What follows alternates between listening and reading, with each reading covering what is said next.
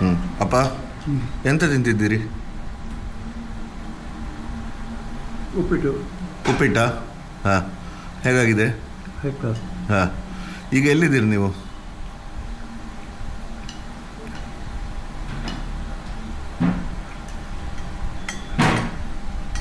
ಹಾಸ್ಪಿಟ್ಲಿಂದ ವಾಪಸ್ ಬಂದಾಯ್ತಾ ನೀವು? ಆಯ್ತಲ್ಲ. ಈಗ ಹೇಗೆ ಗಟ್ಟಿಮುಟ್ಟಾಗಿದ್ದೀರಾ?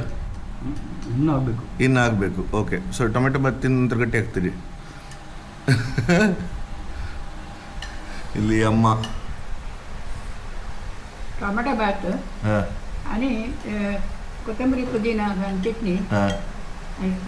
ಹಾಂ, very good. Thank you Vageesha. ಶಬಾಷ್. ಅಪ್ಪ ಇವತ್ತಿದೆಂತ ಪ್ಲ್ಯಾನ್ ನಿಮ್ಮದು? ಎಂಥದ್ದು ಇಲ್ವಾ?